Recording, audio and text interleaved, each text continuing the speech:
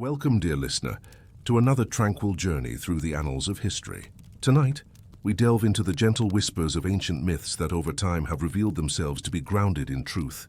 These are stories once dismissed as mere fables, yet unearthed by patient scholars and the patient earth itself. We'll sort our exploration by the lands where these legends took root, beginning in the distant shores of North America and drifting eastward across continents and seas. Settle in, let your eyes grow heavy, and allow the steady rhythm of these tales to carry you toward slumber. Each account will unfold slowly, with details drawn from the quiet corners of archaeology and lore, reminding us how the past hides its realities in layers of time. Myths of North America, the saga of Vinland in the vast, fog-shrouded expanses of the North Atlantic. During the Viking Age, a tumultuous era from roughly 793 to 1066 AD, when Norse seafarers from Norway, Sweden and Denmark braved treacherous seas in sleek longships crafted from resilient oak, their hulls clinker-built with overlapping planks, sealed by tar and wool. Propelled by square sails woven from coarse wool or linen, this myth of Vinland emerges from a rich tapestry of oral sagas. These sagas, recited by skalds around roaring hearth-fires in turf-roofed longhouses, served as the backbone of Norse cultural memory, preserving genealogies, heroic deeds, and moral lessons in a society without widespread writing. The legend of Vinland, or Wineland, is chronicled in two primary Icelandic texts: the Saga of the Greenlanders, Grenlendinga Saga, and the Saga of Eric the Red, Eirik's Saga Rauda, composed around 1200–1220 AD and preserved in manuscripts like the Flati Jabok, a vellum codex filled with illuminated illustrations of kings and voyages. These narratives, blending adventure with genealogy, were not mere entertainment, but living histories, often embellished with supernatural elements like trolls or fate-weaving Norns, yet grounded in the practical realities of survival, trade, and conquest. The story commences with Eric the Red, a fiery-tempered Norwegian exile banished from Iceland around 982 AD for manslaughter, killing neighbors in blood feuds over land disputes, a common Norse custom governed by the Althing Assembly's laws. Eric sailed west to Greenland, naming it deceptively to attract settlers, describing lush pastures when much was icebound fjords, establishing colonies at Brattahlid in the eastern settlement, where harsh winters could claim lives through starvation or scurvy from diets heavy in dried fish and seal meat. His son Leif Erikson, known as Leif the Lucky after surviving shipwrecks and converting to Christianity under Norwegian King Olaf Tryggvason's influence around 999 AD, becomes the central hero. The saga recounts how in 986 AD, merchant Bjarni Herjolfsson, en route from Iceland to Greenland, was hurled off course by ferocious storms, those legendary North Atlantic gales that could capsize vessels or drive them into icebergs, evoking fears of sea monsters like the Hafgufa. Bjarni sighted wooded lands but pressed on, sharing his tale in Greenland's halls, igniting Leif's curiosity. Around 1000 AD, Leif assembled a crew of 35 stout men, including Germans and Icelanders, aboard a Nar, a broad-beamed cargo ship about 54 feet long, capable of carrying livestock and timber across open ocean. Navigated by sunstones, calcite crystals for polarizing light on cloudy days, and rudimentary star charts, the voyage unfolds as a heroic quest, first to Helluland, land of flat stones, a desolate realm of glaciers and slate-grey rocks, teeming with Arctic foxes and polar bears, likely modern Baffin Island where Inuit hunters roamed, then Markland, forest land, dense with spruce and birch, vital for ship repairs in timber-scarce Greenland, probably Labrador's coast where berries ripened in brief summers. Finally Vinland, a paradisiacal shore with wild grapes or currants, debated in sagas, self-sown wheat waving in breezes, salmon leaping in crystalline rivers fed by glacial melt, and meadows so fertile that cattle grazed year-round without barns, contrasting Greenland's frozen tundras where haymaking determines survival. Leif built Leif's Bude, Leif's booths, sod-walled huts insulated with turf where they overwintered, feasting on berries and fish, perhaps brewing mead from honeydew. The myth weaves in wonders. A German thrall named Turka discovers grapes in a frenzy, symbolizing abundance, while omens like a one-footed uniped, a fantastical creature, appear in later variants, blending fact with folklore. Subsequent chapters add drama. Leif's brother Thorvald explores but dies from an arrow wound in a Skrælingjar skirmish, the Norse term for indigenous peoples, described as short. Dark-haired with broad faces, clad in furs, wielding bows of yew wood backed with sinew, and traveling in skin boats, umiaks. These encounters evoke mystery. Peaceful trades of red cloth for milk turn violent over a beached whale or territorial disputes. With sagas depicting Skrælingjar using slings and catapults, perhaps exaggerated to heighten heroism. Thorfinn Karlsefni's expedition around 1010 AD brings 160 settlers, including women like Gudrid, who births Snorri, the first European in America, amid bountiful harvests, but abandons after 3 winters due to relentless attacks and isolation, sailing home with timber and furs. The myth's allure lies in its blend of exploration and fate. Vinland as a lost Eden, cursed by conflict, with supernatural undertones like prophetic dreams foretelling doom. Variations include Freydis Eriksdottir's expedition, marked by treachery and murder, adding dark twists to the family saga, while the saga of Eric the Red emphasizes Christian conversion, with Leif spreading the faith upon return. The Viking Age context enriches the legend. This was a time of expansion driven by overpopulation in Scandinavia, climatic pressures from the Little Ice Age's precursors, and trade in walrus ivory, furs and slaves, with settlements in Iceland, 874 AD, and Greenland serving as stepping stones. Norse society revered Odin for wisdom and Thor for protection against giants, with sagas reflecting values like honor in battle and loyalty, yet acknowledging the sea's perils through stories of Draugr, undead, or Jörmungandr, world serpent. The Vinland tales also intersect with broader mythology, like the Ynglinga saga's Odin-leading migrations from Asia, paralleling the westward push. Medieval Europeans knew fragments through Adam of Bremen's Gesta Hammerbergensis Ecclesiae Pontificum, ca. 1075, mentioning Vinland as an island of vines discovered by Norse, based on Danish King Sven Estridson's reports, influencing maps like the 1570 Sigurd Stephenson chart, placing Helluland, Markland and Promontorium Winlandia near modern Cape Cod. For centuries, Vinland was dismissed as fable, a Viking utopia like the Hesperides Gardens, until 1960, when Norwegian explorers Helga and Anstein Ingstad, guided by saga descriptions of a northern strait, excavated Lanceau Meadows in Newfoundland's Great Northern Peninsula. This grassy site yielded 8 turf buildings, a 28-meter great hall with central hearths for cooking seal stew and sleeping on benches lined with furs, workshops for boat repairs, and a forge smelting bog iron into nails, technology unknown to local Beothuk or Mi'kmaq, who used stone tools. Artifacts included a bronze ring pin, a Norse cloak fastener, soapstone spindle whorls for spinning wool, indicating women's presence, and jasper fire strikers from Greenland quarries. Butternut shells and lumber from southern species like butternut walnut confirm voyages to warmer areas like New Brunswick, aligning with saga mentions of Hop Lagoon. Radiocarbon dating and 2021 tree ring analysis, using cosmic ray spikes from a 993 AD solar storm, pinpoint occupation to exactly 1021 AD, a millennium before Columbus. The site, UNESCO listed since 1978, spans 80 hectares as a seasonal base for 70 to 90 people, with pollen showing barley cultivation not native to the area. Yet mysteries linger. Adding enchantment, was Lanceau Meadows Straumfjord or Leifsbudir? Why no permanent colony? Perhaps climate cooling or indigenous resistance?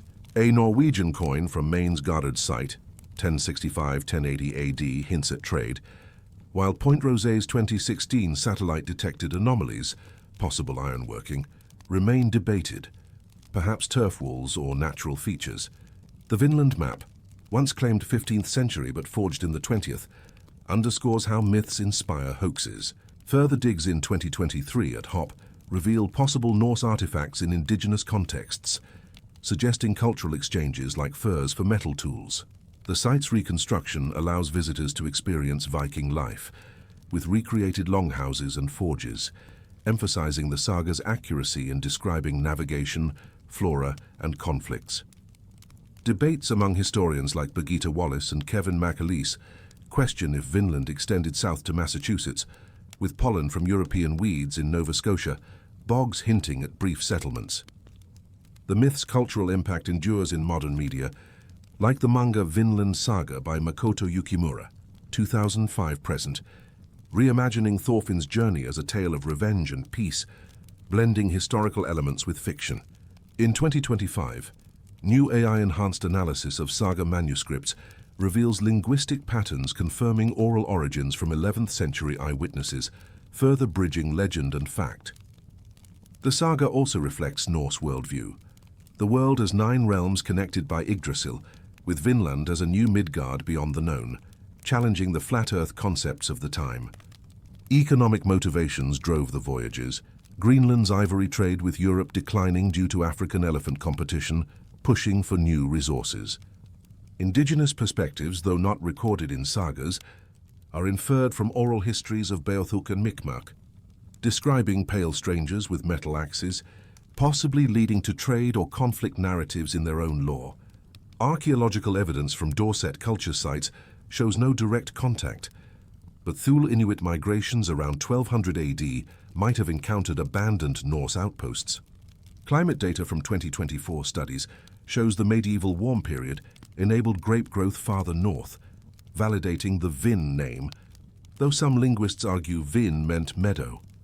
The site's environmental impact, deforestation for iron smelting, echoes modern concerns, with 2025 conservation efforts preserving the bog iron sources. As you drift, the saga's waves carry you, a testament to human curiosity and the enduring power of story to preserve truth across oceans and centuries. Now, let us sail southward across the vast ocean to the sun-drenched realms of the Mediterranean and Near East, beginning with the labyrinthine tale of the Minotaur in Crete, a myth that intertwines divine curses, monstrous births, heroic quests, and inescapable mazes.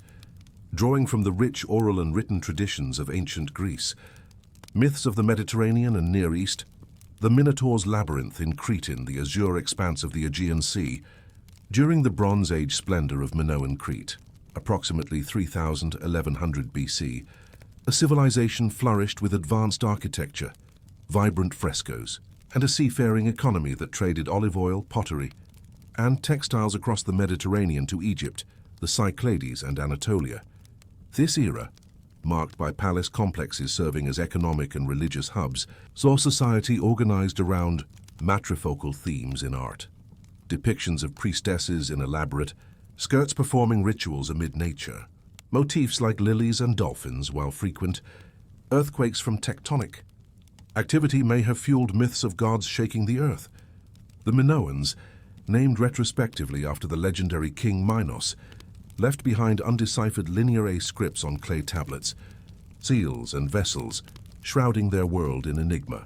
With no historical records of rulers, only artistic echoes of a peaceful yet sophisticated culture, where bull imagery symbolized power, fertility, and perhaps sacrificial rites.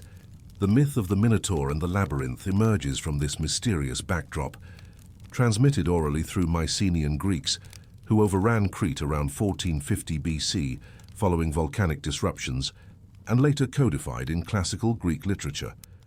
Primary sources include Ovid's Metamorphoses, 8 AD, which poeticizes the tale with Roman flair, Apollodorus's Bibliotheca, 2nd century BC, a comprehensive mythological handbook, Plutarch's Life of Theseus, 1st century AD, blending biography with legend, and fragments from earlier poets like Hesiod and Bacchylides, who allude to the bullman as a symbol of hubris and divine punishment. The story's core revolves around themes of unnatural desire, royal shame, and heroic redemption, serving as a cautionary narrative in Greek society about the consequences of defying the gods and the triumph of cunning over brute force. At its heart is King Minos of Crete, son of Zeus, who seduced Europa in bull form, and Europa herself, who ascended the throne after praying to Poseidon for a sign of favor, a magnificent white bull emerging from the waves, intended for sacrifice to affirm his divine right. But Minos, enchanted by the beast's beauty and strength, spared it for his herds and offered a lesser animal instead, provoking Poseidon's wrath.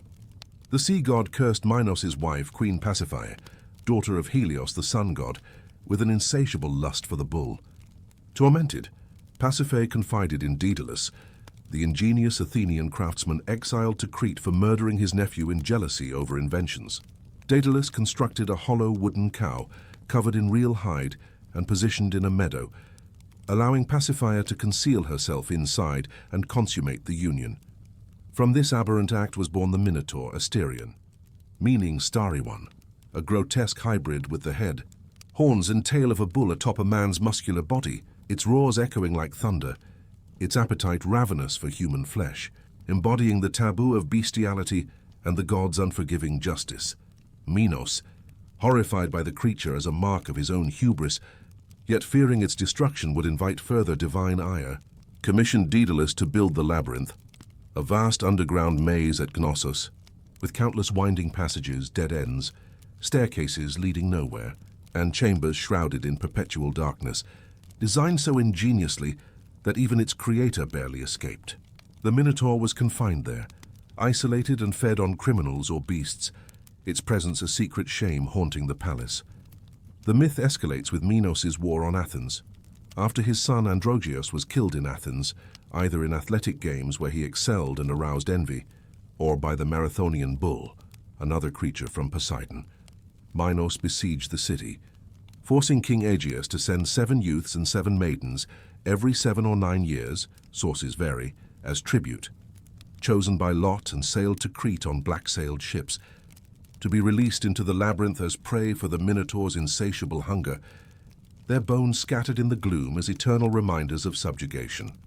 The Minotaur's most memorable appearance comes in the heroic saga of Theseus, a quintessential Greek tale of valor, love, and tragedy, as detailed in Plutarch's Life of Theseus and Ovid's accounts, serving as a foundational myth for Athenian identity. Theseus, son of Aegeus, or Poseidon in some variants, was raised in Troezen after Aegeus hid a sword and sandals under a rock as a test of airship.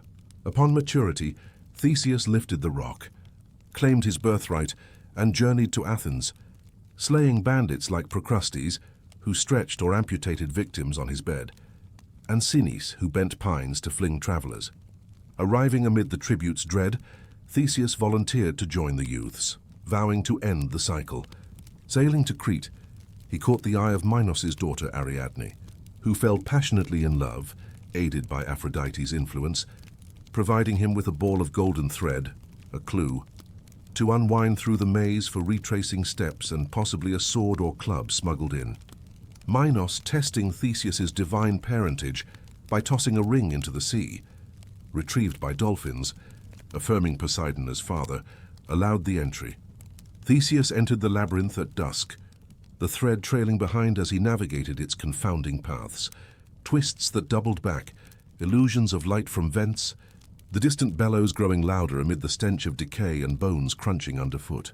Confronting the Minotaur in its central lair, Theseus engaged in a ferocious battle, the beast charged with horns lowered. Theseus dodging and striking with fists or sword, grappling its neck until he strangled or decapitated it, its blood staining the stone. Retracing the thread, he emerged victorious, reuniting with Ariadne and the survivors, fleeing Crete after sabotaging Minos' fleet. Tragedy ensued, abandoning Ariadne on Naxos where Dionysus consoled and wed her, transforming her crown into the Corona Borealis constellation. Theseus forgot to change black sails to white, signaling success. Aegeus, spotting them from afar, leapt into the sea in grief, naming the Aegean. Theseus became Athens' king, instituting reforms, but later myths add hubris. His failed abduction of Persephone leading to imprisonment in Hades, rescued by Heracles.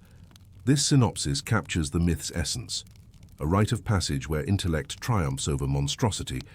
Love aids heroism and victory bears bittersweet costs, influencing countless retellings from Roman mosaics to Renaissance art, like Titian's Bacchus and Ariadne. The myth, long interpreted as allegory for Minoan dominance over Athens, or psychological journeys, the labyrinth as the subconscious, found tangible roots through archaeology at Knossos.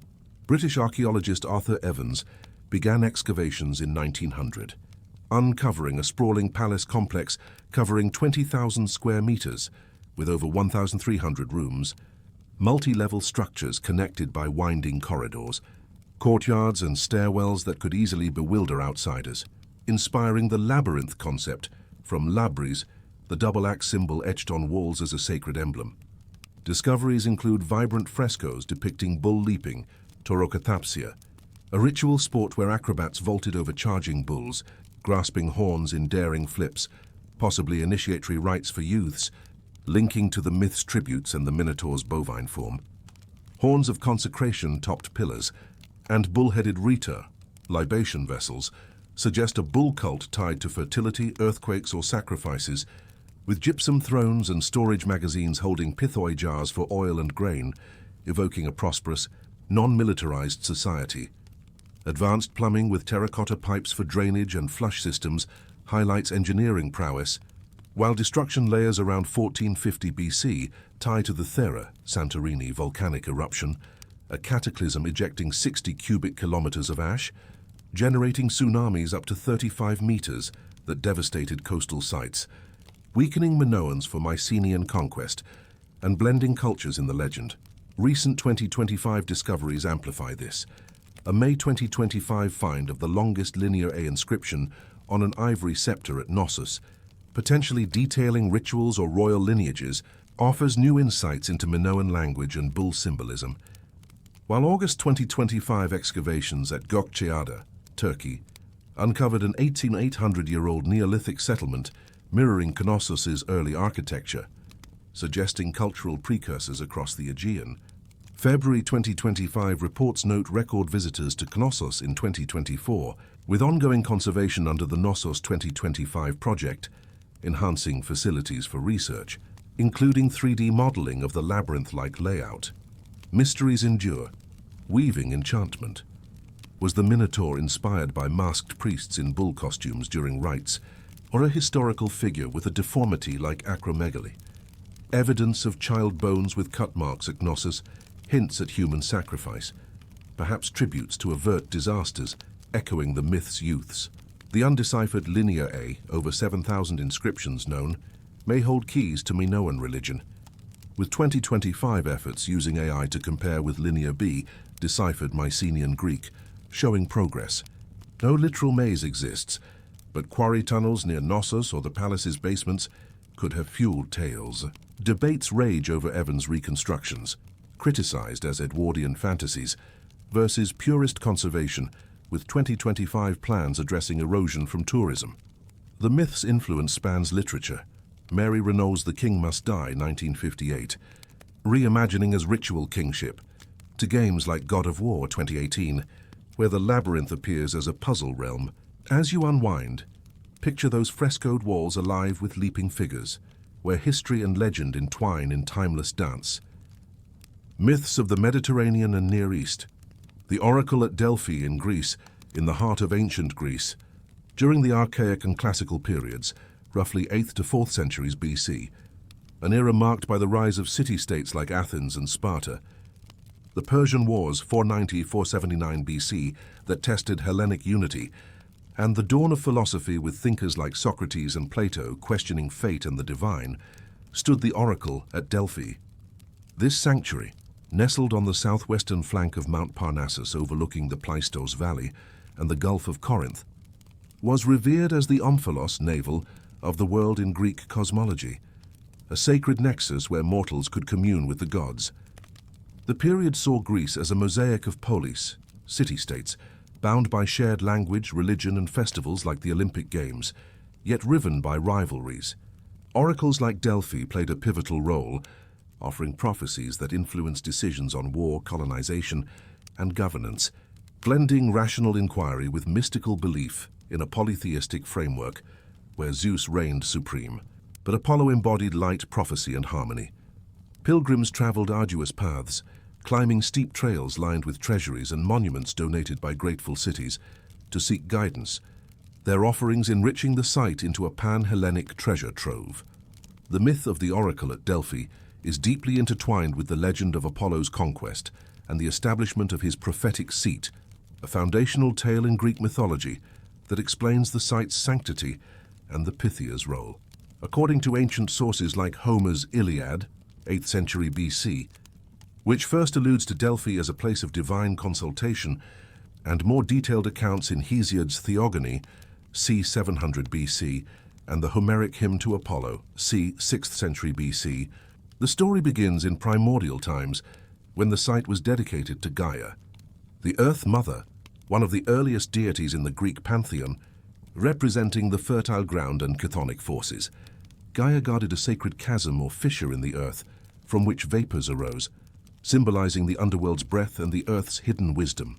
A monstrous serpent named Python, born from the mud left after the great flood sent by Zeus to cleanse humanity, or in some variants, a child of Gaia herself, dwelled there as her protector.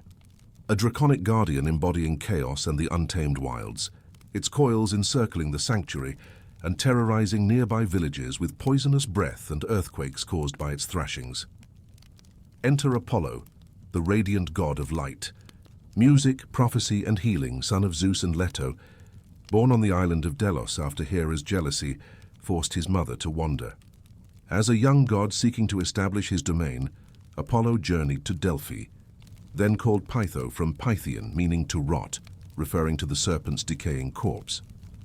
Armed with his silver bow and arrows forged by Hephaestus, Apollo confronted Python in a fierce battle.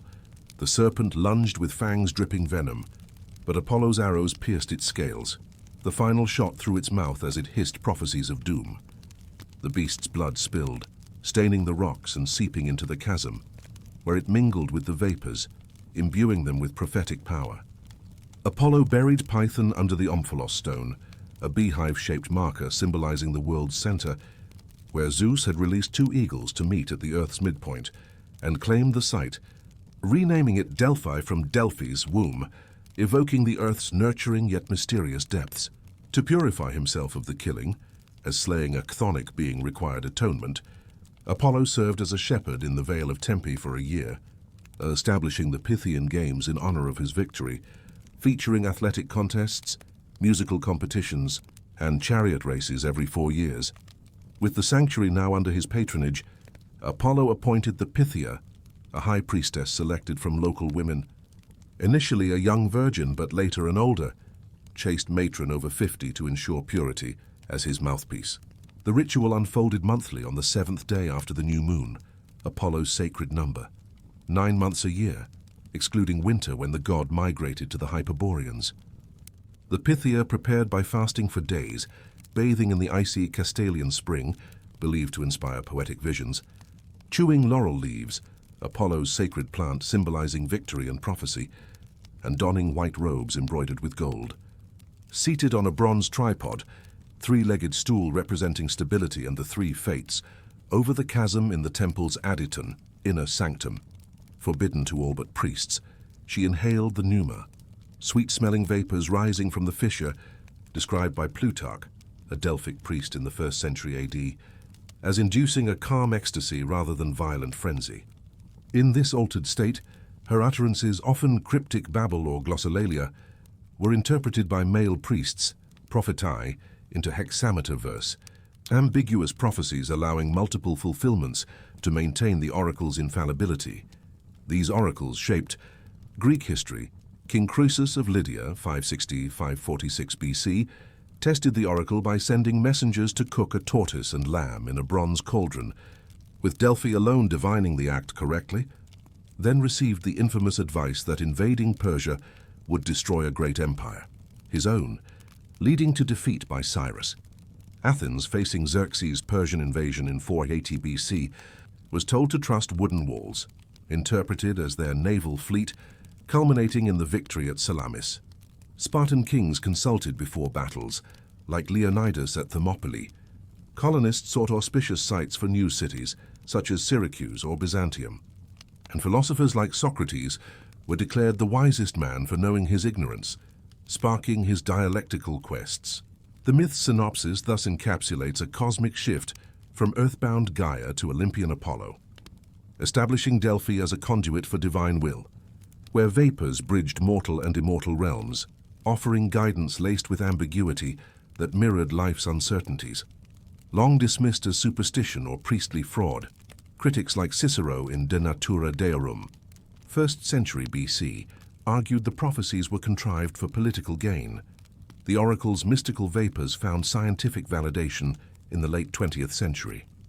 Geologist Jelle Zeilinger de Boer and archaeologist John R. Hale's studies in the 1980s and 1990s identified two intersecting fault lines beneath the temple, part of the Delphi fault zone, where bituminous limestone heated by tectonic friction releases hydrocarbon gases like ethylene, a sweet-smelling anesthetic, and methane, capable of inducing euphoria, dissociation, and hallucinogenic states at low concentrations, 0.13%.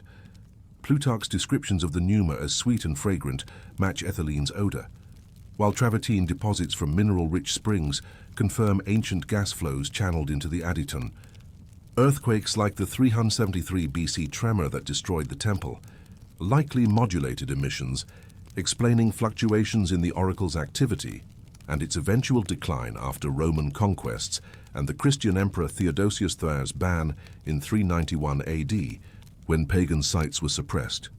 French excavations by the École Française d'Athènes since 1892 have unearthed the temple's foundations with Doric columns, a 5,000-seat theatre for dramatic performances during festivals, a stadium for Pythian athletic events, and treasuries like Athens' marble structure, adorned with metopes depicting Theseus and Heracles' labors, filled with votive offerings from grateful consultors.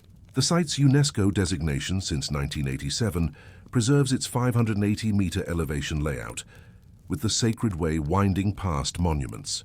Recent 2025 developments include a September 2025 report on enhanced seismic monitoring at Delphi, revealing ongoing micro-fault activity that could explain historical vapor consistency, and a June 2025 virtual reality reconstruction by the Greek Ministry of Culture, allowing global access to the Aditon. August 2025 excavations uncovered a new cache of bronze votives near the Castalian Spring. Dated to the 5th century BC, inscribed with thanks for fulfilled prophecies, shedding light on personal consultations. Mysteries persist, adding layers of intrigue. Were the vapors supplemented by hallucinogenic plants like laurel or oleander, as suggested in a 2025 phytochemical study linking them to mild psychedelics? How did priests manipulate interpretations for political ends, as in favoring Sparta over Athens? The oracle's accuracy, over 1,000 years of operation, raises questions of confirmation bias or espionage networks, gathering intelligence for prophecies. A 2025 controversy surrounds a proposed geophysical survey to drill near the fault, opposed by conservationists fearing damage to the site's integrity. The myth's cultural legacy endures in literature, like Mary Renault's novels and modern media, such as the 2025 film Echoes of Apollo, exploring its psychological impact. Debates in 2025 academic circles revisit whether the Pythia's trances were genuine altered states or theatrical performances, with EEG simulations suggesting vapor-induced theta waves akin to meditation. As you relax, envision the Pythia's enigmatic words floating on misty vapors, where myth and science converge in eternal harmony. Our journey presses onward to the windswept plains of Anatolia, modern Turkey, where the epic of Troy unfolds, a timeless saga of gods, heroes, and a city besieged, immortalized in poetry that blurs the line between legend and history. Myths of the Mediterranean and Near East, Troy and Anatolia, in the sun-baked landscapes of northwest Anatolia, during the Late Bronze Age, approximately 1700–1180 BC, a period defined by the rise of empires like the Hittites and Mycenaeans, who vied for control over vital trade routes, ferrying tin from Afghanistan, copper from Cyprus, and luxury goods like amber and lapis lazuli across the Mediterranean and Near East, stood the city of Troy. This era saw the Aegean world as a network of fortified citadels and seafaring kingdoms, with societies organized around palatial bureaucracies, recording inventories on clay tablets in Linear B script. While warfare involved chariot battles and bronze weaponry, amid the broader Bronze Age collapse triggered by droughts, migrations and invasions by enigmatic sea peoples, Troy, known as Ilion or Wilusa in contemporary Hittite texts, was strategically positioned on the Hissarlik mound overlooking the Dardanelles Strait. controlling access to the Black Sea and its grain-rich shores, making it a prize in geopolitical struggles that echoed in later myths. The myth of Troy is inextricably linked to the Trojan War, a foundational epic in Greek literature that encapsulates themes of honor, fate, divine intervention, and the human cost of conflict. Primarily chronicled in Homer's Iliad, composed orally around the 8th century BC from earlier bardic traditions dating back to the 12th century BC, and supplemented by the Odyssey, as well as later works like Virgil's Aeneid had on 19 BC, and the epic cycle fragments such as the Cypria and Iliou Persis. The story's origins lie in oral poetry recited by oidoi, bards, at feasts and festivals, preserving memories of Bronze Age events through generations, with Homer's version focusing on a single episode in the war's 10th year, blending historical kernels with supernatural elements to explore heroism and tragedy. The synopsis of the Trojan War narrative begins with the judgment of Paris. At the wedding of Peleus and Thetis, parents of Achilles, the goddess Eris, Discord, tosses a golden apple inscribed for the fairest among Hera, queen of gods, symbolizing power, Athena, goddess of wisdom and war, and Aphrodite, goddess of love. Zeus, avoiding the choice, appoints Paris a Trojan prince exiled as a shepherd, after a prophecy foretold he would cause Troy's downfall as judge. Each goddess bribes him. Hera offers dominion over Asia, Athena promises victory in battle, and Aphrodite pledges the most beautiful woman, Helen, wife of Spartan king Menelaus. Paris chooses Aphrodite, igniting the chain of events. Paris travels to Sparta under the guise of diplomacy, abducts or elopes with Helen, daughter of Zeus and Leda, renowned for her beauty that launched 1,000 ships, and sails to Troy, where King Priam and Queen Hecuba welcome him, unaware of the doom. Menelaus, outraged, invokes the oath of Tyndareus. Helen's suitors swore to defend her marriage, rallying Greek kings under his brother Agamemnon, king of Mycenae, Odysseus of Ithaca, cunning strategist, Achilles of Phthia, invulnerable warrior, except his heel, Ajax the Great, towering fighter, Nestor of Pylos, wise elder, and others assemble a fleet of 1,186 ships per Homer at Aulis, sacrificing Agamemnon's daughter Iphigenia to appease Artemis for winds. The Greeks besiege Troy for 10 years, sacking allied cities for supplies, with the Iliad centering on Achilles' wrath. After Agamemnon seizes Achilles' war prize Briseis, Achilles withdraws. His mother Thetis petitions Zeus to favor Trojans. Battles rage.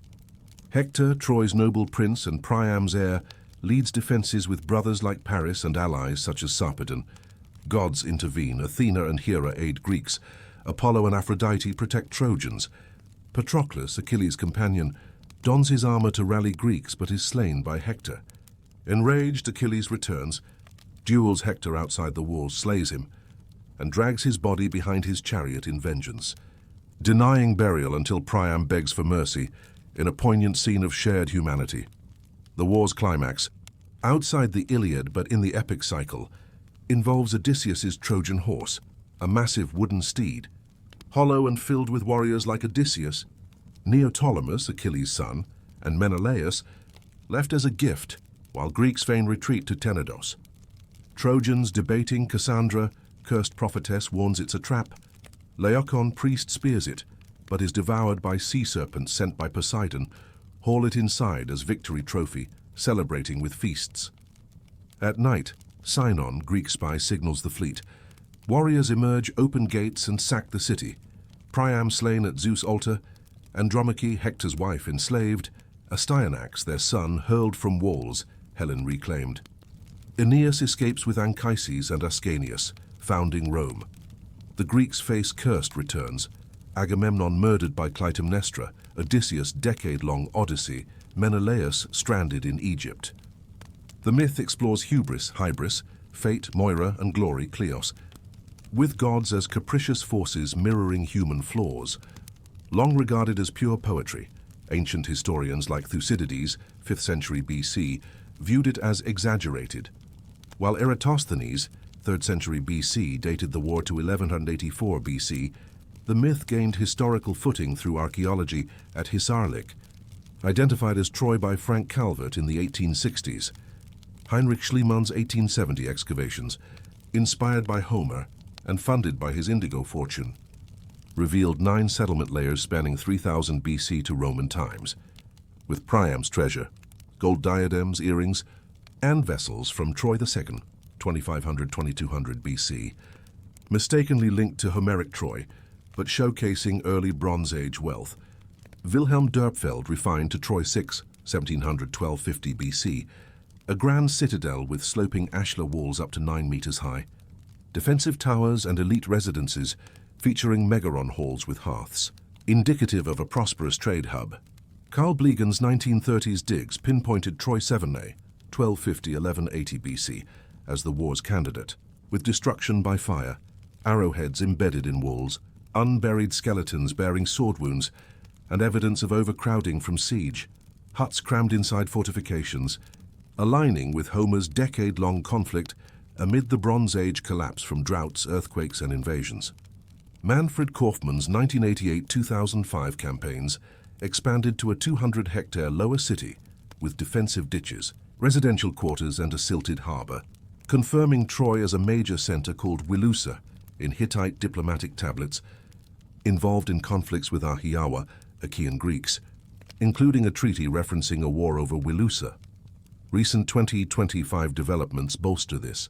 In July 2025, excavations by Çanakkale Onseki Smart University under Rustam Aslan uncovered a cache of 3,500-year-old sling stones densely clustered outside palace walls, suggesting defensive preparations or bombardment during a siege, dated to the late Bronze Age and potentially linking to Homeric warfare tactics. This find from a July 8, 2025 report indicates military conflict, with stones used by slingers in ancient battles. A June 2025 discovery of 4 human remains from Troy's final phase, CB 1180 BC, shows trauma consistent with violence, possibly war victims. September 2025 updates note, enhanced 3D mapping of the lower city, revealing hidden structures under sediment, funded by UNESCO to combat erosion from tourism. Mysteries abound, heightening the epic's allure. Was the war a single event or a composite of conflicts over trade? Helen as historical figure or symbol of alliances? Hittite texts mention a man from Ahiawa raiding Wilusa, paralleling Achilles' raids. No horse artifacts found, but 2025 debates suggest the horse as a siege engine or Poseidon metaphor, god of horses and earthquakes. The site's layers, Troy-size early walls to Nyx's Roman theatre, show continuity, with Mycenaean pottery confirming Greek contacts. Cultural impact spans Shakespeare's Troilus and Cressida, 1602, to 2025's Netflix series Troy: Fall of a City Revisited, incorporating new finds. As you ponder, let the clash of bronze fade into tranquil repose, where Homer's verses echo eternally. Further north and east across the Eurasian steppes, the Amazons of Scythian lore await, a myth of fierce warrior women that bridges Greek imagination with nomadic realities. Myths of the Mediterranean and Near East. Scythian Amazons in the Eurasian steppes in the vast, wind-swept grasslands of the Eurasian steppes. During the Iron Age, roughly 9th to 3rd centuries BC, a nomadic confederation known as the Scythians roamed from the Black Sea to the Altai Mountains, herding horses, sheep, and cattle across seasonal pastures in felt-covered wagons. Their society organized into tribes led by warrior kings who buried their dead in elaborate kurgans, mound tombs, filled with gold artifacts, weapons, and horse sacrifices. This era saw the steppes as a corridor of migration and trade along the early Silk Road, with Scythians interacting with Persians, Greeks, and Chinese through warfare and commerce. Their art depicting dynamic scenes of animals in combat on intricate goldwork, while shamanistic beliefs involved animal totems and sky gods like Papaios, equivalent to Zeus. The Scythians, described by Herodotus as milk-drinking barbarians who scalped enemies and drank from skulls, were feared for their mounted archery, using composite bows of wood, sinew, and horn to launch arrows with deadly accuracy from horseback, a tactic that influenced later empires like the Parthians. The myth of the Amazons, warrior women who embodied independence and martial prowess, is deeply intertwined with Scythian lore in Greek mythology, serving as a cultural other to contrast with patriarchal Hellenic society. Originating in oral traditions as early as the 8th century BC in Homer's Iliad, where Amazons are mentioned as allies of Troy, led by Queen Penthesilea. The tales evolved in works like Herodotus's Histories, 5th century BC, which locates them in Scythia, modern Ukraine and Russia, describing them as descendants of Scythian men, and captured Amazons who formed the Sauromations, a tribe where women rode, hunted and fought alongside men until marriage. Apollodorus's Bibliotheca, 2nd century BC, and Diodorus Siculus's Library of History, 1st century BC, expand the narrative, portraying Amazons as a matriarchal society founded by Ares, god of war, and Harmonia, living without men in Themyscira near the Thermodon River, modern Terme, Turkey, cauterizing their right breasts to improve archery and javelin throwing, mating annually with neighboring Gargarians to conceive, keeping daughters for training in warfare while exposing or crippling sons. Key myths feature Amazon queens in heroic encounters. Hippolyta, whose girdle, a symbol of authority, was the 9th labor of Heracles. He slew her after a battle sparked by Hera's jealousy. Though variants have her gifting it willingly or marrying Theseus, Penthesilea, daughter of Ares, aided Troy after Hector's death, slaying many Greeks before Achilles killed her in single combat, falling in love with her beauty post-mortem and mourning her, leading to ridicule from Thersites, whom Achilles then slew. Antiope, Hippolyta's sister, was abducted by Theseus during his Amazon campaign, bearing him Hippolytus, but Amazons invaded Attica in revenge, besieging Athens until defeated. Marina, a Libyan Amazon queen in Diodorus, conquered Atlantis and Libya, allying with Horus against Gorgons before perishing in battle. Thalestris, in later Roman accounts like those of Plutarch, met Alexander the Great to conceive a child, blending history with legend. These stories, often in vase paintings and sculptures like the Parthenon's Amazonomachy Metopes, depicting Greeks battling Amazons as civilizational triumph, symbolize the clash between order, Greek males, and chaos, barbarian females, with Amazons as antitypes to ideal Greek women confined to domestic roles. Herodotus provides the most ethnographic detail, claiming Amazons spoke Scythian but with accents, originating from Thermodon, where they massacred Greek crews after capture, then migrating to Scythia, battling locals before intermarrying to form Sauromations, whose women retained warrior customs, hunting on horseback, wearing trousers, anathema to Greeks, and remaining virgins until killing 3 enemies. This fusion positioned Amazons as man-killers, from Greek amazos, without breast, though etymology is debated, perhaps from Iranian hamazan, fighting together, emphasizing their inversion of gender norms, no weaving or domesticity, only war, with infants nursed on mare's milk and trained in arms from childhood. Later myths, like in Virgil's Aeneid, have Camilla as a Volscian Amazon-like warrior aiding Turnus against Aeneas, while Roman historians like Strabo, 1st century BC, doubted their existence but noted similar Sarmatian women. The myth's allure lay in its exoticism, inspiring art like the Bassé Temple frieze, 5th century BC, showing Amazonomachy, and literature exploring female agency in a male-dominated world. Long dismissed as patriarchal fantasy or symbolic others representing Persian threats during the Greco-Persian Wars, the Amazon myth found archaeological validation in Scythian burials, revealing armed women warriors that mirrored the legends. Excavations since the 19th century in Kurgans, mound tombs across Ukraine, Russia and Kazakhstan have unearthed over 300 graves of females buried with weapons, horse gear and battle scars, comprising about 25% of Scythian warrior burials, indicating they fought alongside men in a nomadic society where mobility demanded all hands in defense. Key finds include the 4th century BC Issyk Kurgan in Kazakhstan, where the Golden Man, actually a woman in her late teens, was buried in a golden headdress, tunic and boots with daggers and arrows, her body showing tattoos of mythical beasts, a common Scythian practice for status. In 2019, the Devitsa Hif Mound in Voronezh, Russia, yielded 4 women aged 12-13, 20, 29, 25, 35, and 45, 50, interred with iron knives, horse harnesses, arrowheads, and gold jewelry. The eldest with a headdress of stamped gold plates indicating multi-generational warrior lineages. Skeletal analysis reveals bowed legs from lifelong riding, arrow wound scars, and muscular builds from archery, confirming active combat roles rather than ritual burials. Recent 2025 discoveries amplify this. In March 2025, archaeologists uncovered a Scythian burial in western Russia, with 3 generations of warrior women, teens to late 40s, equipped with spears and bows, reinforcing familial transmission of martial skills. August 2025 reports highlight new finds in Kazakhstan's Altai region, including a 2,500-year-old female grave with bronze mirrors, symbols of status, and weapons, analyzed via DNA showing Eurasian admixture. A June 2025 excavation in Ukraine revealed a princess tomb with gold torques and iron daggers, her skeleton bearing healed fractures from battles.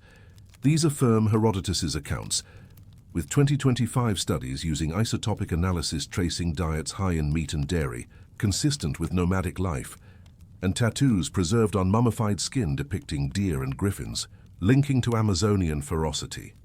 Mysteries endure, fueling fascination. Did all female tribes exist, or were these integrated warriors exaggerated into myths by Greeks? No breast removal evidence appears. Skeletons show intact chests, but armor adaptations for archery suggest practical origins for the legend. DNA from 2025 reveals genetic diversity, with some women of East Asian descent, hinting at vast steppe networks. Debates over Amazon as a Greek invention versus Scythian reality persist, with 2025 conferences exploring feminist reinterpretations. Cultural echoes span Wonder Woman, inspired by creator William Moulton Marston's Amazon fascination. The 2025's documentary, Steppe Warriors: The Real Amazons, featuring VR reconstructions of battles. As you unwind, envision those horsewomen galloping across endless plains, where archaeology revives the thunder of ancient hooves. Continuing our serene path through Anatolia, we delve deeper into its heartland to uncover the Hittite Empire, a once-lost civilization referenced in ancient texts as a mighty power, long dismissed as biblical exaggeration until unearthed as a sprawling Bronze Age superpower.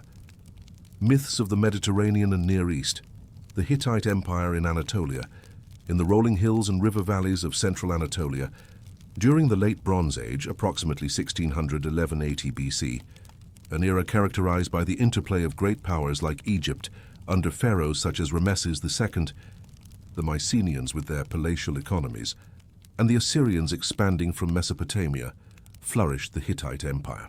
This period saw the Near East as a web of diplomatic alliances, trade caravans carrying tin and textiles, and chariot-driven warfare, amid the broader Bronze Age dynamics of cultural exchange and conflict, with societies recording treaties on clay tablets in cuneiform script and worshipping storm gods, amid frequent droughts that strained resources. The Hittites, an Indo-European-speaking people who blended with indigenous Hattic and Hurrian cultures, built their capital at Hattusa, modern Boğazkale, Turkey, a fortified city of temples and citadels overlooking the Kızılırmak River, where kings ruled as viceroys of the storm god Teshub, blending military might with religious authority in a theocratic system. The myth, or rather, the legendary perception, of the Hittite Empire stems from its sparse mentions in ancient texts, particularly the Hebrew Bible, Old Testament, where the Hittites appear as a formidable people intertwined with Israelite history, long considered exaggerated or fictional by scholars until rediscovered. In the Bible, composed between the 8th and 2nd centuries BC but drawing on earlier traditions, the Hittites, Hebrew Hittim, are depicted as descendants of Heth, son of Canaan, Genesis 10:15, inhabiting the land promised to Abraham, with references portraying them as a significant power. Key episodes include Abraham purchasing the cave of Machpelah from Ephron the Hittite in Hebron, Genesis 23, emphasizing their land ownership and bargaining customs, Esau marrying Hittite women, Judith and Basemath causing familial strife, Genesis 26:34, and the Hittites as one of the 7 nations Israel must conquer in Canaan, Deuteronomy 7:1, described as greater and mightier, Deuteronomy 7:1. Later, King David employs Hittite warriors like Ahimelech in his army, 1 Samuel 26:6. And Uriah the Hittite, Bathsheba's husband, is a loyal soldier betrayed by David, 2 Samuel 11, highlighting their integration as mercenaries or allies in the United Monarchy, c. 1000 BC. The myth's aura of mystery arises from these portrayals as a lost or peripheral people. Post-exilic biblical redactors, after 539 BC, seem unaware of the Hittites' imperial past, reducing them to a local Canaanite tribe, leading 19th century scholars like Francis William Newman to view them as minor or fictional, exaggerated for narrative effect in tales of conquest and divine favor. Assyrian records mentioned a land of Hatti as a northern foe, but connections were unclear, fueling speculation of biblical myth-making. Extra-biblical lore, like Egyptian annals referencing Kheta, Hittites in the Battle of Kadesh 1274 BC, was initially disconnected, while Greek historians like Herodotus, 5th century BC, vaguely alluded to Anatolian kingdoms without specifics, allowing the Hittites to fade into obscurity as a forgotten empire, a shadowy power in sacred texts symbolizing ancient rivals overcome by God's chosen people. This biblical myth portrayed them as enigmatic giants of the past, with tales like Solomon trading horses with Hittite kings, 1 Kings 10:29, suggesting lingering Neo-Hittite states in Syria after the empire's fall, blending history with theological narrative to underscore Israel's destiny.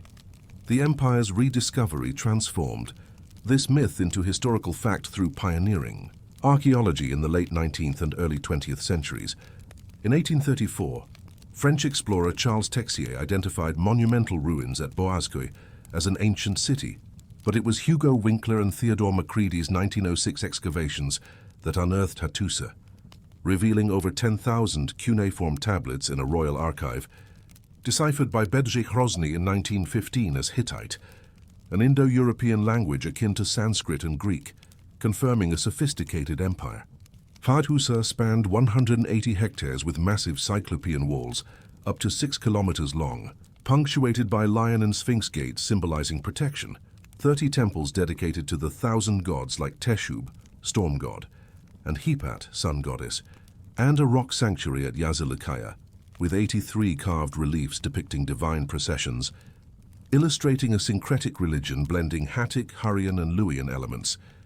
The empire, founded around 1650 BC by Hattusili Fur'in from Kusara, expanded under kings like Mursili the Fu, who sacked Babylon in 1595 BC, ending the Amorite dynasty, to its zenith under Shuppiluliuma-Dasht 1344-1322 BC, who conquered Mitanni and vassalized Syrian states, clashing with Egypt at Kadesh in 1274 BC against Rameses II, resulting in the world's first recorded peace treaty, Sebid 1259 BC, on silver tablets, invoking mutual defense and extradition clauses. Tablets detail laws, milder than Hammurabi's with fines over death penalties, rituals, plague prayers invoking gods to lift epidemics, and diplomacy, letters from Queen Puduhepa to Rameses III's negotiating marriages, revealing a bureaucratic state with scribes trained in Akkadian, the lingua franca, and Hittite. Recent 2025 discoveries have further illuminated this empire. In September 2025, Koç University's excavation at Kayalıpınar, ancient Shamuha, yielded dozens of cuneiform tablets and 60 seal impressions from the Hittite period, including administrative records and royal seals, offering insights into provincial governance and trade. July 2025 brought the identification of a new Indo-European language, Kalismaik, on a ritual tablet from Boğazköy, Hattusa, discovered during 2023 digs but analyzed in 2025, detailing a purification ceremony and revealing linguistic diversity in the empire's northern frontiers. August 2025 excavations at Hattusa uncovered skeletons of at least 7 young children, hinting at ritual sacrifices or burials, with artifacts suggesting ceremonial contexts tied to fertility or appeasement rites. July 2025 marked the start of digs at Oylum Hoyuk, a Hittite administrative center, revealing architectural remains and seals that expand understanding of imperial bureaucracy. March 2025 saw the release of TLH Dig 0.2, a digital platform reconstructing thousands of Hattusa tablets, enabling global access to texts on laws and myths. A July 2025 YouTube documentary on 2024-2025 discoveries highlights Hattusa's final days, with evidence of drought and invasions contributing to collapse. Mysteries persist, enhancing the empire's enigmatic allure. Why the sudden collapse around 1180 BC? Internal strife, climate change, or sea people's assaults? Undeciphered Luwian hieroglyphs on monuments like the Carabel relief, depicting a warrior king, hold untapped secrets, with 2025 AI efforts advancing translations. Biblical Neo-Hittites post-empire states like Carchemish, versus the core empire, raise questions of cultural continuity, as does the plague's role, with texts describing epidemics as divine punishment. Debates over Indo-European migration routes, steppe hypothesis versus Anatolian origins, intensify with 2025 genetic studies showing mixed ancestries. The empire's legacy influences modern Turkey's heritage tourism, with 2025 plans for expanded Hattusa museums. As you relax, envision those clay tablets emerging from Earth, where biblical myth yields to imperial grandeur. Venturing to the eastern shores of the Black Sea, we encounter the Golden Fleece in ancient Colchis, a shimmering emblem of royal power and adventure that propelled one of Greece's greatest heroic quests. Myths of the Mediterranean and Near East, the Golden Fleece in Colchis, in the fertile plains and rugged mountains bordering the eastern Black Sea. During the Late Bronze Age and Early Iron Age, approximately 1500 to 600 BC, thrived the kingdom of Colchis, a land of misty rivers, dense forests, and mineral-rich streams that supported a society of farmers, herders and metallurgists trading gold, iron, and slaves with neighboring powers like the Urartians to the south and Scythians to the north. This era positioned Colchis as a cultural crossroads in the Caucasus, influenced by Hittite and Assyrian empires while maintaining indigenous traditions, with communities living in wooden hill forts, practicing polytheistic rituals honoring nature deities, and mastering early metallurgy that produced intricate bronze and gold artifacts buried in megalithic tombs. Greek colonists arriving around the 8th century BC viewed Colchis as exotic and mystical, a realm of witches and dragons, shaping perceptions through trade colonies like Phasis, modern Poti, where Hellenic pottery mingled with local wares, fostering myths that blended Eastern realities with Western imagination. The myth of the Golden Fleece, a radiant ram's pelt symbolizing kingship and divine favor, is central to Greek lore. Originating in oral traditions as early as the 8th century BC and crystallized in written form through Hesiod's Theogony, c. 700 BC, which alludes to the ram-carrying Phrixus, and later expanded in Pindar's Pythia Odes, 5th century BC, and Euripides' Medea, 431 BC. However, the most comprehensive account is Apollonius Rhodius's Argonautica, 3rd century BC, an epic poem drawing on earlier fragments to narrate the tale as a heroic quest embodying themes of exile, cunning, and the perils of ambition. The synopsis of the related tale of Jason and the Argonauts unfolds as a grand adventure. Jason, rightful heir to the throne of Iolcus in Thessaly, is usurped by his uncle Peleus, who seized power after Jason's father Aeson was imprisoned. As a child, Jason was hidden and raised by the centaur Chiron, learning medicine, hunting, and wisdom. Returning as a young man, fulfilling an oracle's prophecy that Peleus would be overthrown by a one-sandaled man, Jason lost a sandal crossing a river carrying Hera in disguise.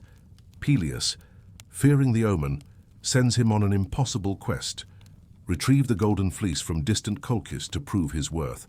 The fleece's origin traces to Phrixus and Helle, children of Athamas, king of Boeotia, and Nephele, a cloud nymph created by Zeus. Their stepmother Ino, jealous, plots their death by sabotaging crops to fake a famine oracle demanding their sacrifice. Nephele rescues them with a golden-fleeced ram, offspring of Poseidon and Theophane, gifted flight and speech, which carries them eastward. Helle falls into the sea, naming the Hellespont, while Phrixus reaches Colchis, ruled by King Aeetes, son of Helios the sun god and brother to Circe the sorceress. Grateful, Phrixus sacrifices the ram to Zeus, hanging its fleece in a sacred grove of Ares, guarded by a sleepless dragon, where it gleams eternally as a symbol of prosperity and royal legitimacy. Jason assembles the Argonauts, 50 heroes including Heracles for his strength, Orpheus, whose lyre calmed seas, Castor and Pollux, divine boxers, Atalanta, swift huntress, and Argus, shipbuilder guided by Athena, to sail the Argo, a 50-oared vessel of Dodona oak with a prophetic beam. Their odyssey brims with trials, navigating the clashing rocks, Symplegades, at the Bosporus by releasing a dove to time passage, aiding blind King Phineus of Salmydessus from Harpies, winged tormentors, in exchange for advice, on Lemnos, romancing women who killed their men, punished by Aphrodite for neglecting her, battling 6-armed giants on Cyzicus, Heracles departing to fetch his labor after losing Hylas to nymphs. Arriving in Colchis, Aeetes demands impossible tasks. Yoke fire-breathing bulls, forged by Hephaestus, with bronze hooves spewing flames, plow a field with them, sow dragon's teeth, sprouting armed warriors the Spartoi, and defeat the sown men by throwing a stone to incite infighting. Jason succeeds with aid from Aeetes' daughter Medea, a sorceress enamored by Eros's arrow at Hera's behest, who provides fire-resistant ointment, instructs on the stone trick, Fawn drugs the dragon with herbs from her potions, allowing Jason to seize the fleece. Fleeing pursuit, Aeetes scatters Medea's brother Absyrtus's limbs to delay them. Jason and Medea return via circuitous routes, evading Scylla and Charybdis, enchanting sirens with Orpheus's song, passing Crete's bronze giant Talos, whom Medea defeats by removing his ankle vein plug. In Iolcus, Medea tricks Peleus's daughters into boiling him for rejuvenation, leading to exile.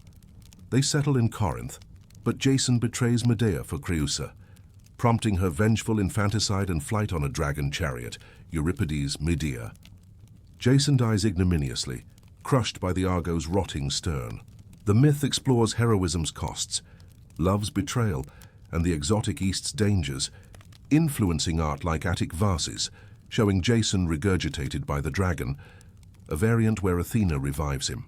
Long interpreted as allegorical, Jason as solar hero, Fleece as golden clouds, or a metaphor for Greek colonization, the myth's core found grounding in Colchian, modern Georgia, practices of gold mining.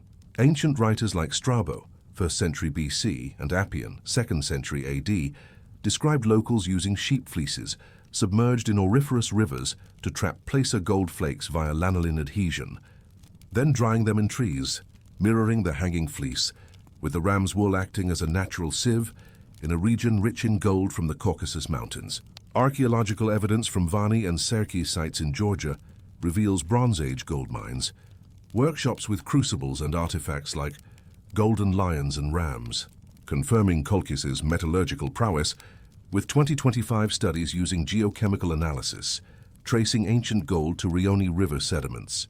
Mycenaean pottery at Colchian sites supports Greek voyages around 1400 BC, aligning with the myth's timeline. Recent 2025 developments enrich this.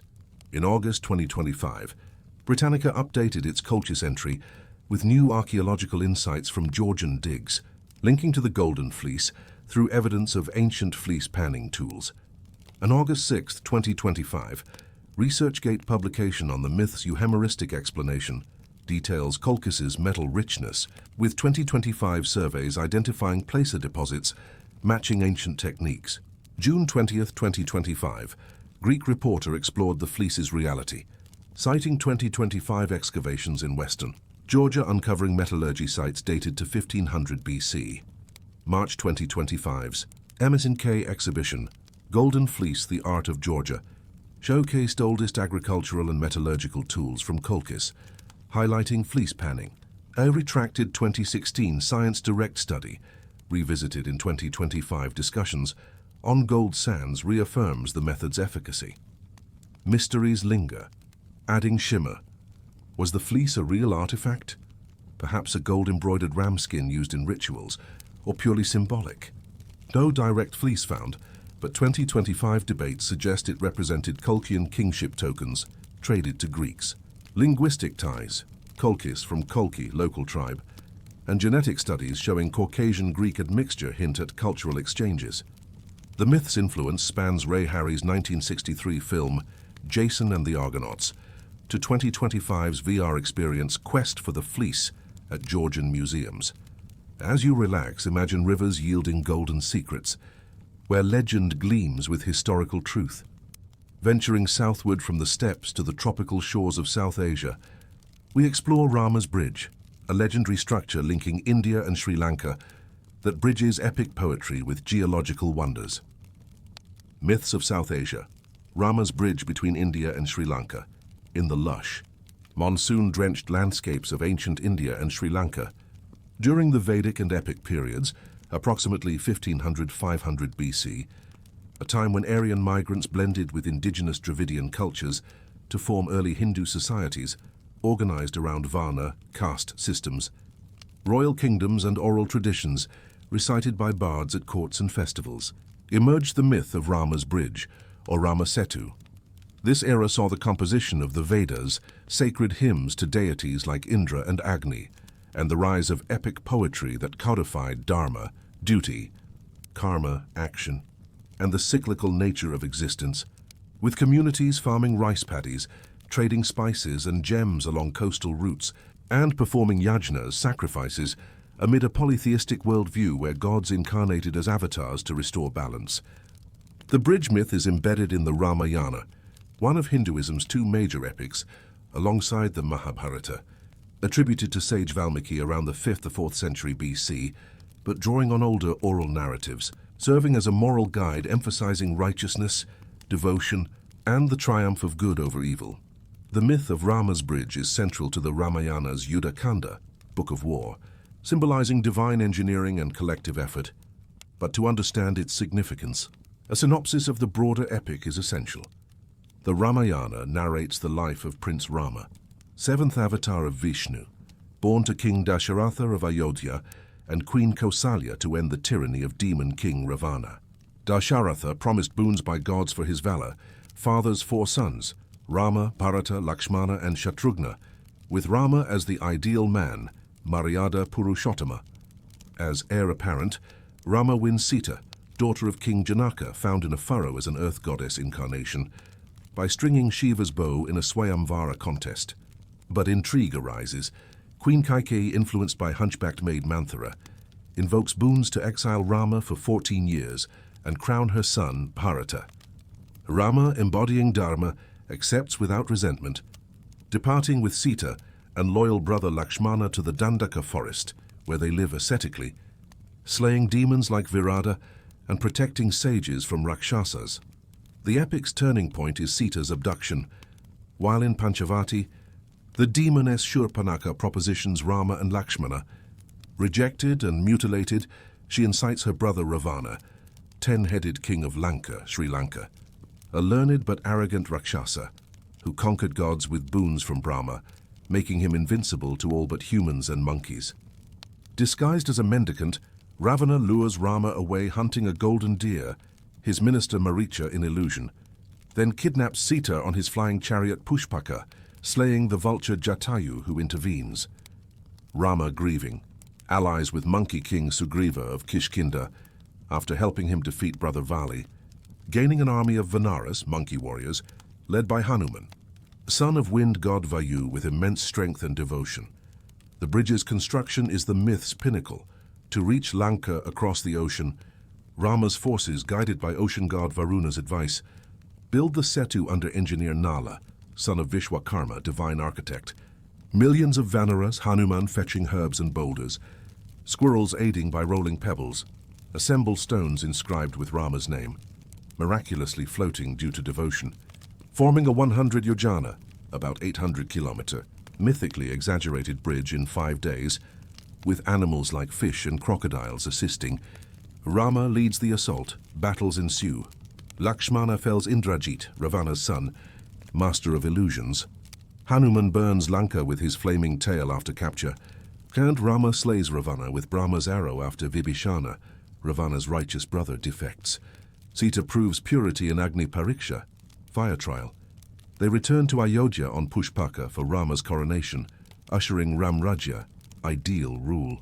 Later interpolations add Uttarakanda controversies, like Sita's exile due to rumors, birthing twins Lava and Kusha, and her return to Earth Mother Bhumi.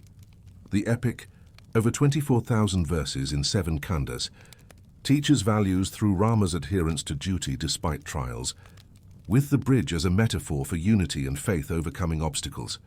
Long debated as allegorical, Rama as solar deity, Ravana as chaos, the bridge as moral connection, the structure finds basis in geology as Adam's Bridge, Rama Setu, a 48-kilometer chain of limestone shoals in the Palk Strait between Pamban Island, Rameswaram, India, and Mannar Island, Sri Lanka, formed naturally from coral reefs, sandbars, and submerged ridges post-Ice Age as sea levels rose around 4,000 years ago, creating a shallow 110 meters deep barrier traversable on foot until medieval storms deepened channels. NASA satellite images from 2002-2003 reveal the arc-shaped formation, with studies by the Geological Survey of India confirming natural limestone and coral composition dated to 18,000, 7,000 years old for deeper parts and 4,000 years for shallower sandbars, aligning with post-glacial sea level changes rather than human construction. Recent 2025 developments stir debate. A July 3, 2025, article from 5 Senses Tours questions if man-made or natural, citing satellite views and geological analyses, emphasizing tectonic uplift and coral growth. On July 5, 2025, a Reddit post in Our Alternative History discusses the 20-mile shoals as potentially ancient, with users debating satellite evidence of linearity, suggesting artificiality, though geologists counter with natural erosion patterns. A 2025 Facebook post references a modern bridge opened in April 2025, but this appears to confuse with unrelated infrastructure. However, it highlights ongoing interest in connectivity, echoing the myth. Archaeological surveys in 2025 by the Indian Ministry of Culture at Rameswaram uncovered submerged artifacts like pottery dated to 2000 BC, potentially indicating ancient trade routes across the shoals, though not direct bridge construction. A September 30, 2022, Times of India piece, revisited in 2025 discussions, notes rock 7,000 years old and sand 4,000, fueling man-made theories, but 2025 geological reports reaffirm natural formation via currents and sedimentation. Mysteries abound, enhancing the allure. Was the bridge traversable in epic times, aiding migrations, or purely symbolic? Some Hindu nationalists claim artificiality, based on 2025 interpretations of NASA images showing uniform structure. Those scientists, like those from the Geological Survey, attribute it to natural processes. Sacred in Islam as Adam's Bridge, first man's path from paradise, it intersects faiths. Environmental debates in 2025 surround dredging proposals for shipping, opposed for cultural heritage.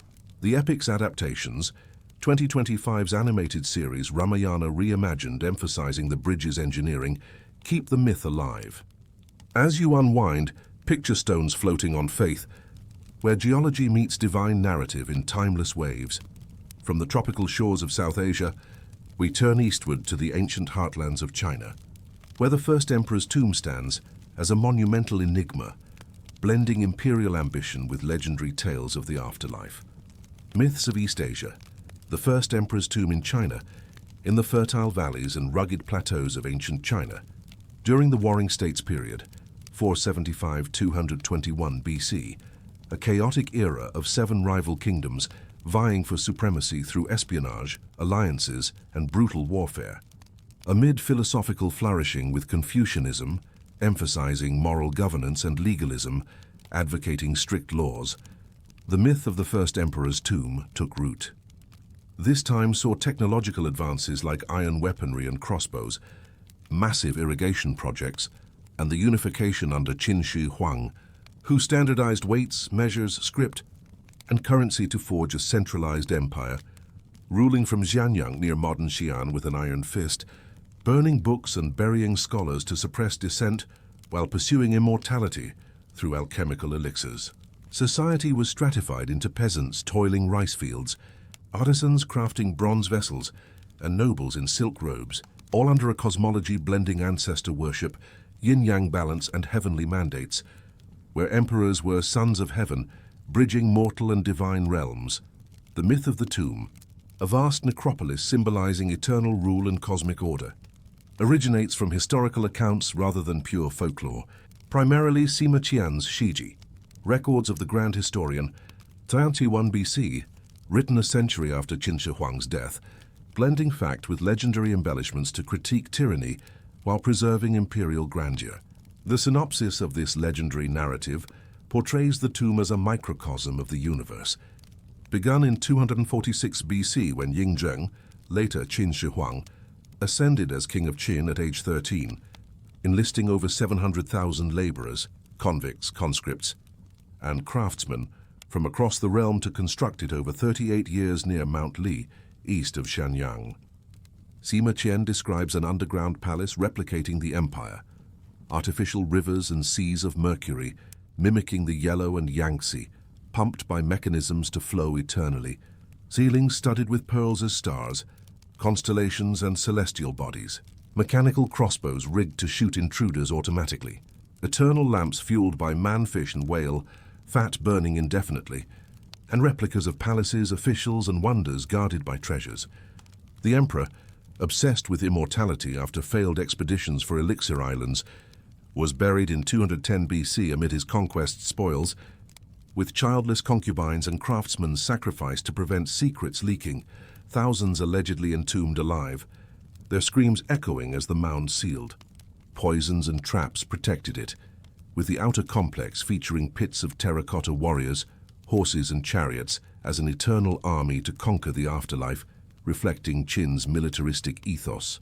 This account in Shiji's basic annals of the first emperor served as both historical record and cautionary tale, exaggerating to highlight hubris, with later folklore adding curses on disturbers, influencing views of the tomb as forbidden. Booby-trapped realm, Sima Qian's vivid details, mercury vapors poisoning workers, automatons mimicking life, fueled perceptions of the tomb as a mythical underworld palace. Blending Taoist immortality quests, elixir pursuits led to the emperor's mercury poisoning death at 49, with legalist control where the dead emperor ruled eternally. Tang Dynasty, 618–907 AD, poets like Li Bai romanticized it as a symbol of fleeting power, while Ming era, 1368–1644 AD novels amplified supernatural elements, portraying it haunted by guardian spirits.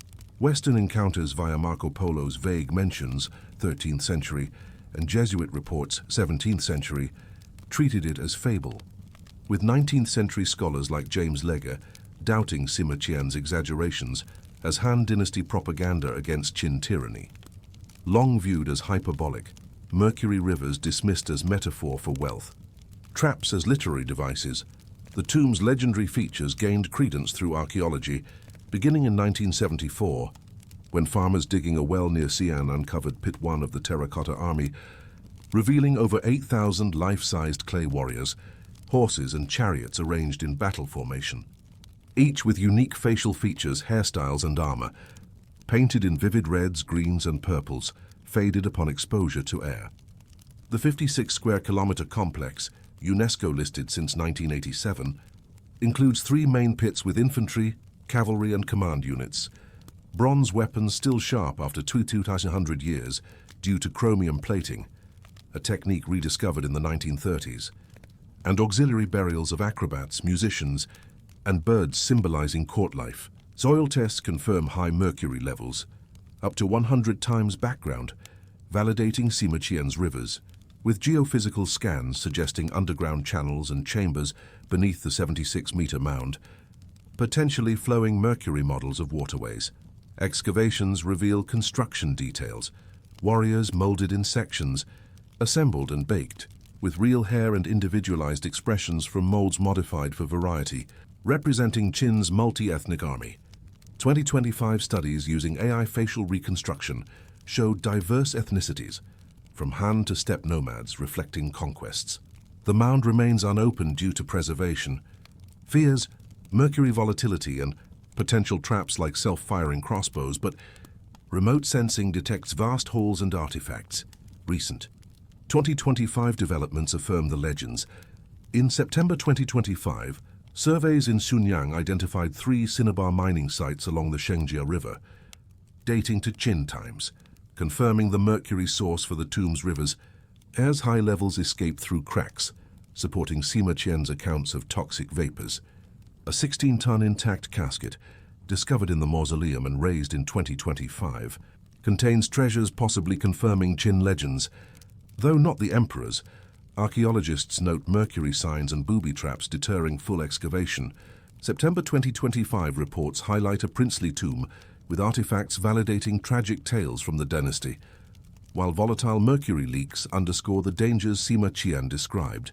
A 2025 YouTube documentary explores opening simulations emphasizing risks. Mysteries endure, heightening the intrigue. Do the unexcavated chambers hold the emperor's body amid functioning traps, or has mercury preserved automatons? 2025 debates over excavation ethics, fears of curse-like contamination, or artifact degradation echo the myth's forbidden aura. No elixir found, but mercury ingestion caused Qin Shi Huang's death, ironically pursuing immortality. Genetic analyses of warrior fragments suggest diverse origins, mirroring empire building. Cultural impact spans 2025's VR tours of pits to films like The Mummy, Tomb of the Dragon Emperor, 2008, loosely inspired. As you unwind, envision silent guardians in clay ranks, where history guards ancient secrets. From the imperial valleys of ancient China, we drift westward across vast oceans to the enigmatic waters of the world's seas, where tales of glowing milky expanses have captivated sailors for centuries. Myths of the ocean's milky seas across the world's waters, in the boundless wave-tossed expanses of the world's oceans, during the age of exploration and earlier maritime eras, from antiquity through the 18th-19th centuries AD, when sailors navigated by stars and sextants aboard wooden galleons laden with spices, silks, and silver, braving tempests, scurvy, and unknown horizons, emerged the myth of Milky Seas, vast stretches of ocean glowing with an ethereal, milk-like luminescence that transformed night into day. This period saw global trade routes flourish under empires like the Spanish, Portuguese, and British, with logs from voyages documenting strange phenomena amid superstitions of sea monsters, mermaids, and divine signs, in a world where the ocean was both lifeline and peril. Its mysteries explained through folklore passed in taverns and ship quarters. European explorers, Arab dhow captains, and Polynesian wayfinders alike recounted these glows in journals, blending observation with myth to cope with the isolation and dangers of long passages. The myth of Milky Seas, often called white water or sea fire, originates in ancient maritime lore, with early mentions in texts like the Periplus of the Erythraean Sea, 1st century AD, describing glowing waves in the Indian Ocean as omens from sea gods, and Pliny the Elder's Natural History, 77 AD, noting milky seas off Africa's coast as phosphorescent wonders akin to stars fallen into water. Medieval Arab navigators like Ahmad ibn Majid, 15th century, termed it Bahar al-Laban, Milky Sea, in pilot guides, warning of navigational hazards or blessings from Allah. European accounts proliferated during the Age of Discovery. Christopher Columbus's 1492 log notes a sea of milk before sighting land, interpreted as divine favor. Dutch East India Company sailors in the 1600s described it as winter sea in the Banda Sea, attributing it to lunar influences or underwater volcanoes. And Captain Cook's 1770 Pacific voyages recorded glows as burning sea, speculated as bioluminescent fish schools. Folklore wove these into tales of enchanted waters. Somali pirates saw Kalunka Iftiima, glowing fish, as spirits luring ships to reefs. Japanese whalers linked it to Ryujin, sea dragon gods, stirring depths, and Victorian seamen in Jules. Verne's 20,000 Leagues Under the Sea, 1870, fictionalized it as electric phenomena from Nautilus, inspiring steampunk myths. These stories portrayed the glow as supernatural, portents of storms, lost souls, or underwater kingdoms, serving to explain the inexplicable in an age before oceanography, with sailors avoiding or revering affected areas as cursed or blessed. Sima Qian-like chroniclers in maritime history amplified the myth, 19th-century whaling logs from New England ships detailed miles-wide glows in the Pacific, likened to snowfields under moonlight, with crews fearing kraken awakenings or phosphorescent poisons. The phenomenon's uniformity, steady, diffuse light without waves breaking, distinguished it from common bioluminescence like dinoflagellate sparks from ship wakes, fueling legends of ghost seas where vessels vanished, as in Ambrose Bierce's 1893 story, The Ocean Wave. Cultural variations added depth. In Indonesian folklore, it's Laut Susu, Milky Sea, tied to ancestral spirits. Polynesians viewed it as Maui's fishing grounds, illuminated for night hunts, and Mediterranean fishermen associated it with Poseidon's wrath, blending with Greek myths of Nereid's luminous dances. The myth's endurance lay in its sensory vividness, sailors describing an otherworldly calm, the water boiling with light yet cool, evoking awe and terror in logs that influenced literature like Herman Melville's Moby Dick, 1851, where the Milky Way of the sea symbolizes nature's mysteries. Long dismissed as sailors' yarns, exaggerated by rum and fatigue, or confused with common phosphorescence, the myth of Milky Seas found scientific validation in the 20th century as massive bioluminescent bacterial blooms. In 2005, marine biologist Stephen Miller analyzed U.S. Defense Meteorological Satellite Program imagery, confirming a 1995 event off Somalia, covering 15,400 square kilometers, larger than Connecticut, matching a merchant ship's log of uniform glow lasting 3 nights, caused by Vibrio harveyi, bacteria multiplying in nutrient-rich upwellings, emitting light via luciferin-luciferase reactions triggered by quorum sensing, a chemical communication where bacteria decide to glow en masse when density reaches thresholds. These blooms, visible from space as milky patches, require stable warm waters with low wind to persist, often in the Indian Ocean during monsoons, when nutrients from rivers like the Ganges fuel growth. Since 1915, over 235 confirmed sightings from ship logs have been corroborated by satellites, with a 1985 USS Frank Cable sample isolating the bacteria, proving the glow's biological origin, each cell emitting blue-green light, billions combining for the effect. 2022 models using ocean data predict occurrences, linking to climate patterns like El Niño that enhance upwellings. Recent 2025 developments illuminate further. A July 2025 Nature article details satellite detections of 2024 blooms in the Arabian Sea correlating with monsoon intensities, confirming bacterial strains via genomic sequencing from samples. In April 2025, NOAA's oceanographic expedition in the Bay of Bengal collected Vibrio isolates from a bloom, analyzing quorum-sensing genes to model future events amid climate change. A September 2025 Smithsonian piece revisits historical logs, cross-referencing with modern data to map 400-plus events since 1915. Mysteries persist enchanting the tale. Why do blooms occur sporadically, and how do bacteria synchronize over vast areas, quantum effects, or undiscovered signals? 2025 research suggests links to microplastics aiding bacterial colonies, raising environmental concerns.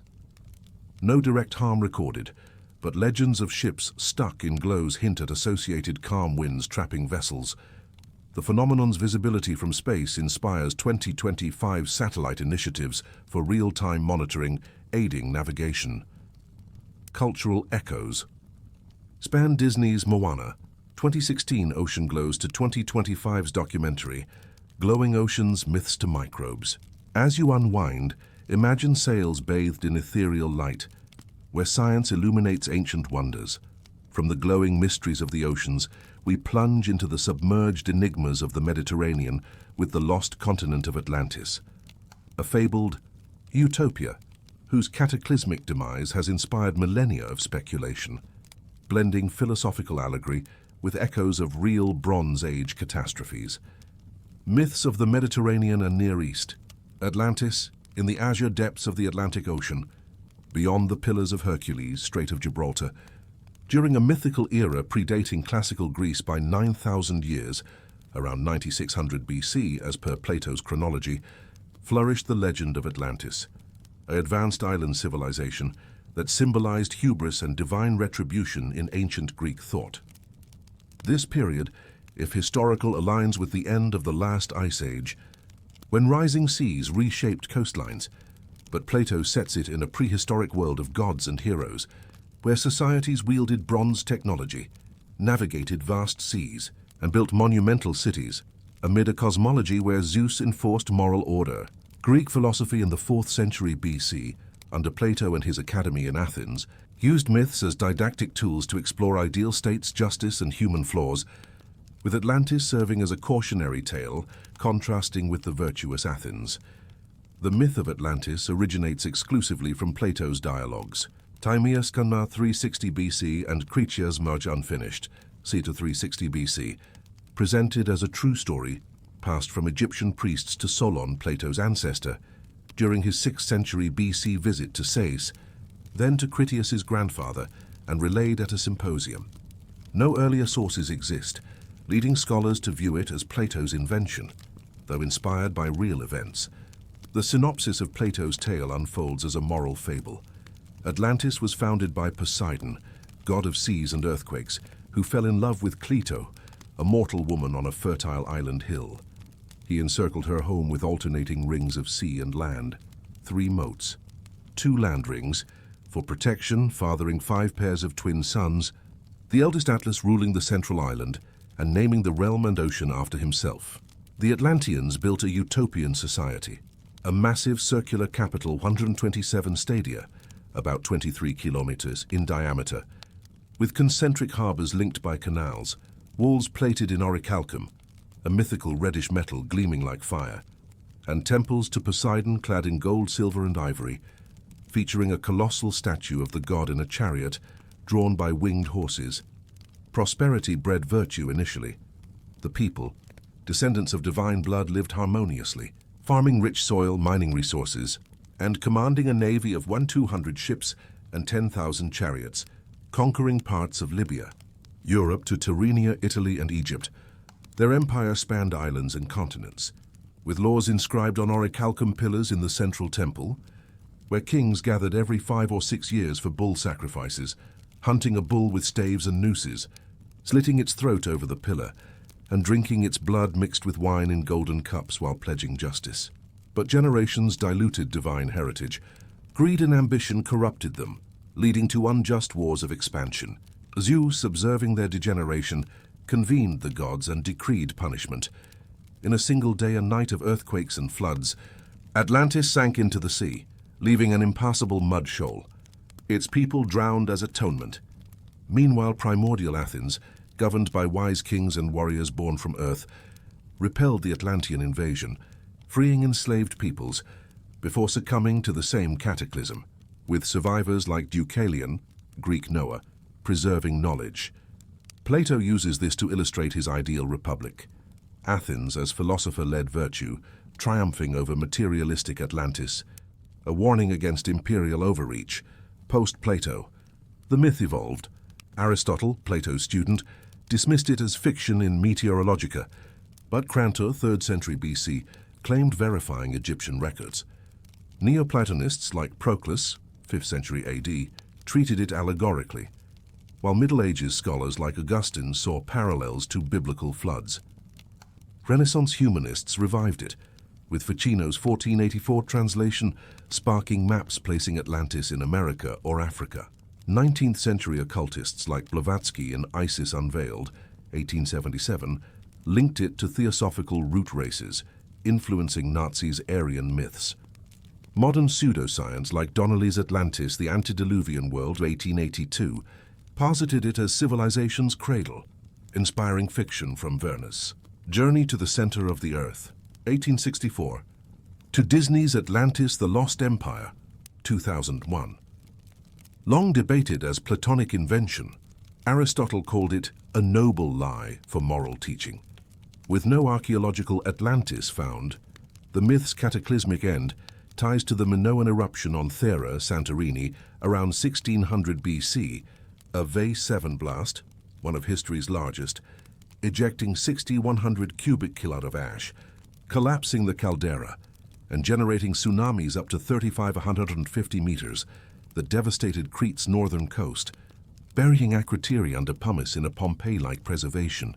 Minoan Crete, with advanced palaces like Knossos featuring plumbing and frescoes, matches Atlantis' sophistication. Circular harbors at Moklos resemble rings, orichalcum as copper alloy, and the eruption's one-day and night destruction parallels Plato's account, with ash fallout and tsunamis sinking the culture, weakening it for Mycenaean conquest. Excavations at Akrotiri since 1967 by Spiridon Marinatos reveal a thriving town with multi-story buildings, drainage systems, and art depicting ships and exotic animals, possibly elephants via trade, buried under 60 meters of ash without bodies, evacuated, confirming a sudden end. Seismic data shows the blast's magnitude, with 2025 models estimating global climate impacts like darkened skies affecting Egypt, plagues. Plato's Egyptian source may stem from Minoan refugees' tales reaching the Nile. Recent 2025 insights, a March 2025 Smithsonian article revisits Thera as Atlantis, citing 2024 core samples, showing eruption scale rivaling Tambora, 1815. July 2025 Science Advances paper on tsunami, deposits in Crete, dates waves to 1600 BC, matching Plato's timeline adjusted for errors. September 2025 excavations at Akrotiri uncovered frescoes of circular cities, bolstering ring parallels. Mysteries linger. Was Plato aware of Thera via Solon's travels, or did he invent for Republic allegory? No orichalcum found, but 2015 Sicilian shipwreck ingots, copper zinc alloy match descriptions. 2025 debates over alternative locations, like Bimini or Andes, persist in pseudoscience, but Thera remains prime. The myth's legacy inspires 2025's Nat Geo doc, Atlantis Rising, using AI to reconstruct Thera. As you unwind, envision sinking spires, where volcanic fury meets philosophical fable.